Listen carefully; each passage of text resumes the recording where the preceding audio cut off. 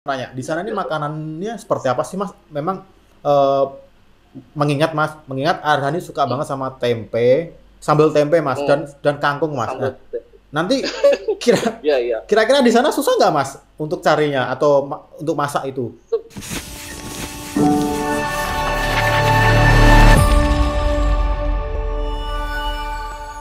Selamat sore semuanya, Assalamualaikum warahmatullahi wabarakatuh. Dan wow, hari ini Indonesia dunia, terutama sepak bola, gempar banget karena memang ada satu sign dari klub Jepang namanya Toko Verde yang memang dia sign kepada pemain Indonesia yaitu Pratama Arhan. Ya, aku Ya. langsung aja hari ini aku mau langsung untuk datangi temen aku nih yang langsung dari Jepang untuk liputan di jalanan Jepang atau tepatnya di kota Tokyo di mana itu tempat kandangnya nanti tim dari Pratama Arhan. Kita pengen tahu nih sebenarnya kondisinya seperti apa sih, kemudian ya bentuk-bentuknya seperti apa sih. Langsung aja live di lapangan ini. Jadi langsung aja nanti tahu gambaran seperti apa.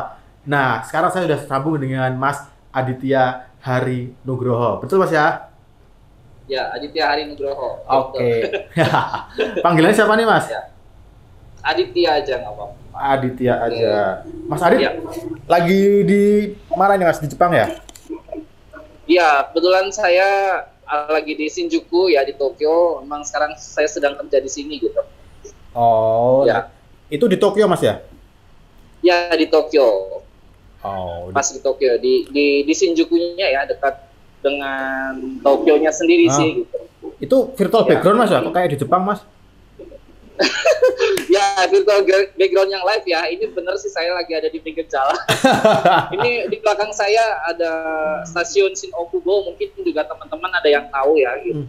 Ini ya termasuk apa ya ikonik juga sih di Tokyo, mungkin yang udah pernah atau yang tahun-tahun Tokyo tahu lah ya, di Oh, sini gitu. oke Mas Adit, hari ini udah denger Ya. ya kalau ada Pratama Arhan di kontrak klub Jepang.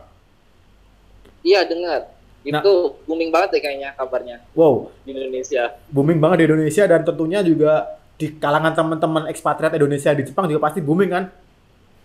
Ya, ya, betul betul.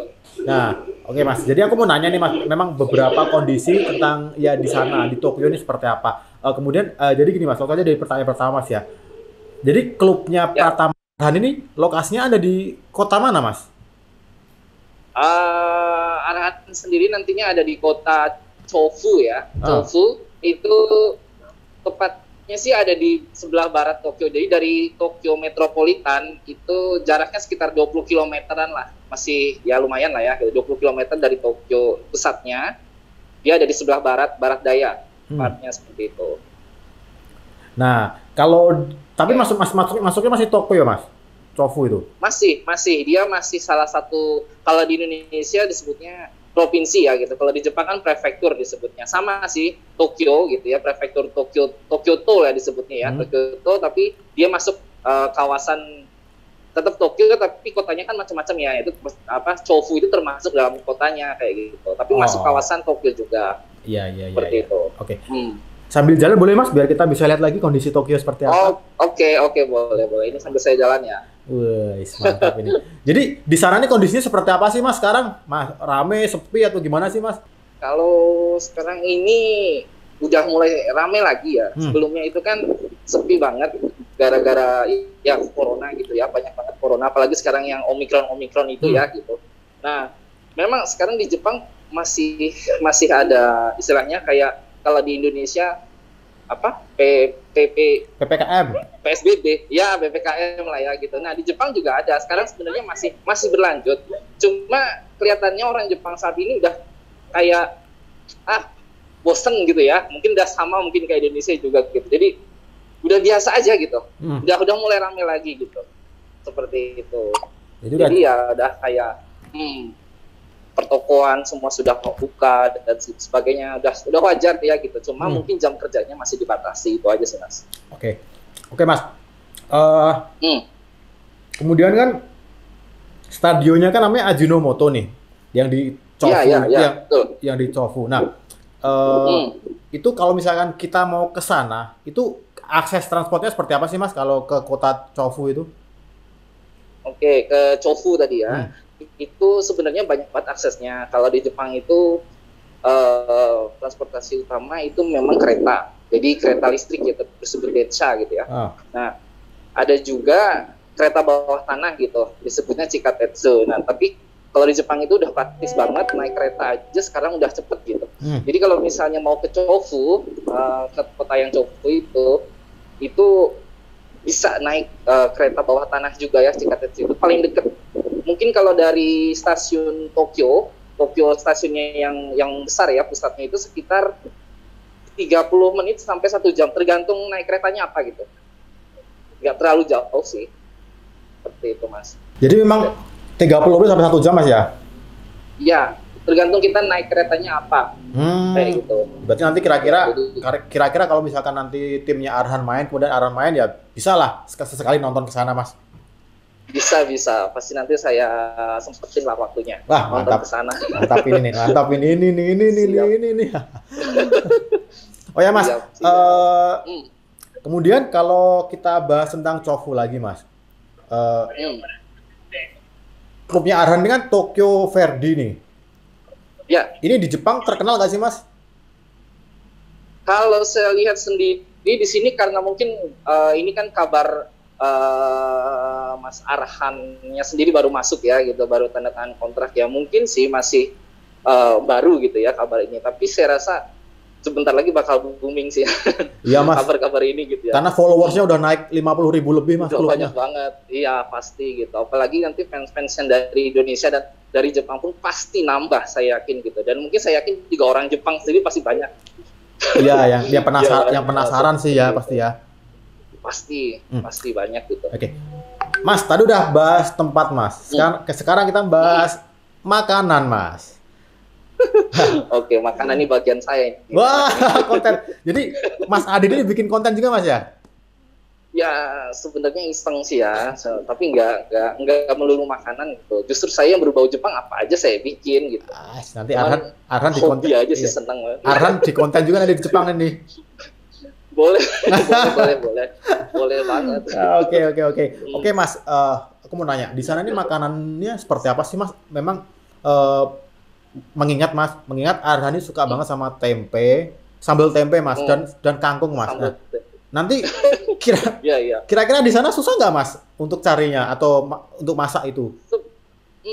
Sebenarnya kalau mau cari ada, ya bisa ya gitu. Kalau emang kita mau berusaha bener nyarinya, tapi emang tidak semudah mencari seperti di Indonesia gitu ya, Mas. Karena kalau kangkung gitu kan memang bukan makanan mereka, maksudnya bukan makanan orang Jepang sehari-hari gitu ya. Jadi hanya beberapa orang saja yang makan gitu. Dan itu biasanya bisa kita temukan di toko-toko Asia Tenggara. Jadi khusus toko yang menjual bahan-bahan atau bahan makanan dari Asia Tenggara gitu. Jadi di sini kan juga banyak yang selain orang Indonesia, ada orang Thailand, Vietnam, terus Myanmar dan sebagainya. Di situ biasanya kita bisa temuin kayak sayur atau bumbu-bumbu. Nah, jadi kalau misalnya nanti mau cari tempe atau mau cari apapun itu ya gitu, makan di Indonesia, cocok bisa sih cari. Di belakangnya cocok nih warung kuliner nih, warung makan itu. Iya, ini di belakang ini sebenarnya restoran semua. Wah, pas banget ini kontennya. Betul. Ya. Oh iya, Mas, saya enggak loh malahan. Nah, itu mie ayam, Mas ya?